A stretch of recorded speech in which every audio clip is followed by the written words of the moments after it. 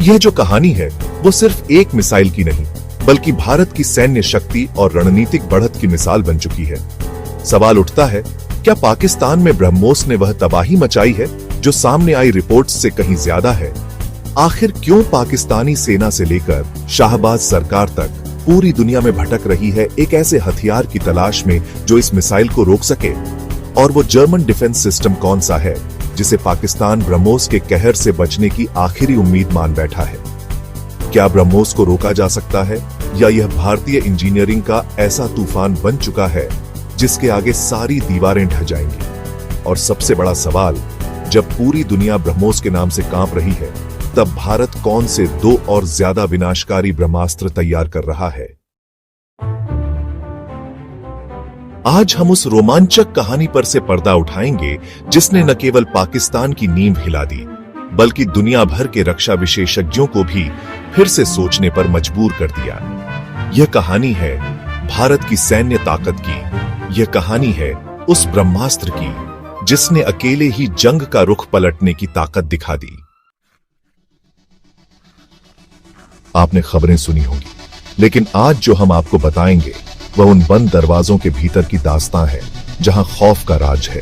बताया जा रहा है कि ऑपरेशन सिंदूर के दौरान भारत की जवाबी स्ट्राइक ने पाकिस्तान की रक्षा परतों को चीर कर रख दिया। महज 36 घंटे में भारत की ब्रह्मोस मिसाइलों ने ऐसा हमला बोला जिसकी धमक इस्लामाबाद से बीजिंग तक महसूस की गई।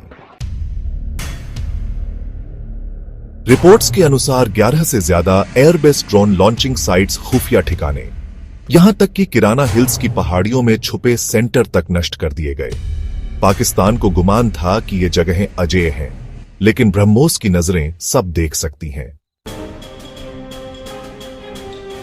चीन से मिले एंटी एयर सिस्टम, तुर्की के वादे, सब धरे के धरे रह गए।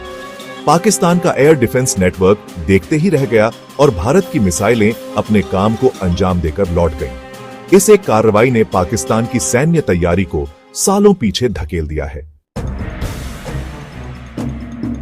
अब पाकिस्तान की हालत यह हो गई है कि वह दुनिया भर में भीख मांग रहा है, एक ऐसी तकनीक की जो ब्रह्मोस के तूफान को रोक सके। इसी तलाश में अब पाकिस्तान की निगाहें टिकी हैं जर्मनी पर, विशेष रूप से उसके आधुनिक एयर डिफेंस सिस्टम IRIS-T पर।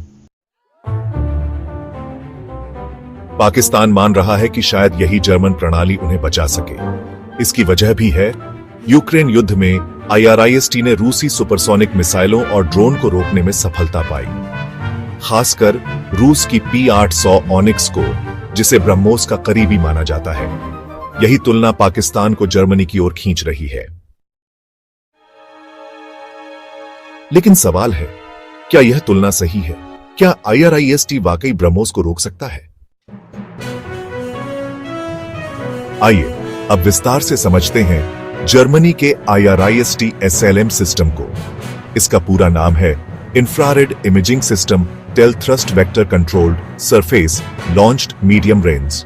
यह आधुनिक इंफ्रारेड सीकर आधारित सिस्टम है जो टारगेट की हीट सिग्नेचर से उसे ट्रैक करता है, यानी धोखा देना कठिन है। इसकी मारक दूरी है करीब 40 किलोमीटर और यह 20 किलोमीटर ऊंचाई तक के टारगेट को निशाना बना सकता है।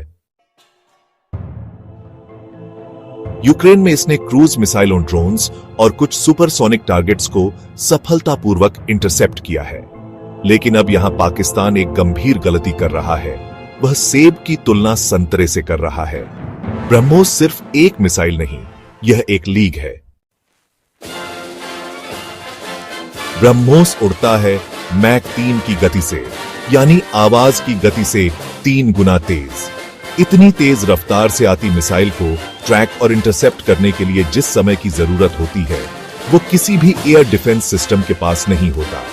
ऊपर से यह सी स्किमिंग, यानी सतह के बेहद पास उड़ता है, जिससे रडार इसे पकड़ नहीं पाते, और आखिरी क्षण में यह दिशा बदल देता है, यानी एक सांप की तरह लहराता है।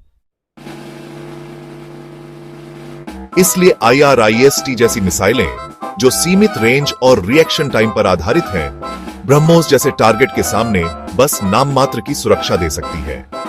IRIS-T एक महंगा खिलौना साबित होगा, जैसे तूफान को रोकने के लिए कागज की दीवार खड़ी कर दी जाए।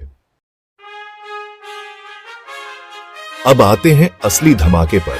ब्रह्मोस तो बस शुरुआत थी, भारत तो अब ब्रह्मोस NG और ब्रह्मोस 2 पर काम कर रहा है। ब्रह्मोस NG यानी नेक्स्ट जनरेशन, ये वर्तमान ब्रह्मोस से हल्की, तेज और फुर्तीली होगी। इसे छोटे फाइटर जेट्स जैसे तेजस से भी लॉन्च किया जा सकेगा। इसमें एक्टिव इलेक्ट्रॉनिकली स्कैन्ड अरे या ASA रडार सीकर होगा, जो लक्ष्य को और सटीकता से पहचान सकेगा। लेकिन असली खेल है ब्रह्मोस 2। यह एक हाइपरसोनिक मिसाइल होगी जिसकी गति होगी मैक 7 से मैक 8, यानी आवाज से 8 गुना तेज। दिल्ली से इस्लामाबाद की दूरी महज 3 मिनट में तय करेगी। ऐसी गति पर किसी भी एयर डिफेंस सिस्टम का काम करना असंभव हो जाता है। चीन, अमेरिका, रूस अभी इसके डिफेंस सिस्टम बना भी नहीं पाए हैं। ऐसे में जर्मनी का IRIS-T, अमेरिका का थार्ड या पैट्रियट सिस्टम सब बेकार साबित होंगे। ब्रह्मोस 2 भारत का वो ट्रम्प कार्ड है जो युद्ध के पूरे समीकरण बदल देगा। तो पाकिस्तान चाहे जितनी कोशिश कर ले, वह एक ऐसी दौड़ में भाग रहा है जिसमें भारत मीलों आगे निकल चुका है। ब्रह्मोस केवल एक मिसाइल नहीं, यह भारत की रणनीतिक चेतावनी है कि अब कोई भी भारत की ओर आंख उठाने से पहले 100 बार सोचे। आपका इस बारे में क्या मत है? क्या पाकिस्तान का IRIS-T खरीदना उसके लिए मददगार साबित होगा? और भारत के ब्रह्मोस NG और ब्रह्मोस 2 पर आपकी क्या राय है? अपनी राय नीचे कमेंट में जरूर बताएं। वीडियो को लाइक, सब्सक्राइब और अपने दोस्तों तक जरूर शेयर करें। जय हिंद, वंदे मातरम।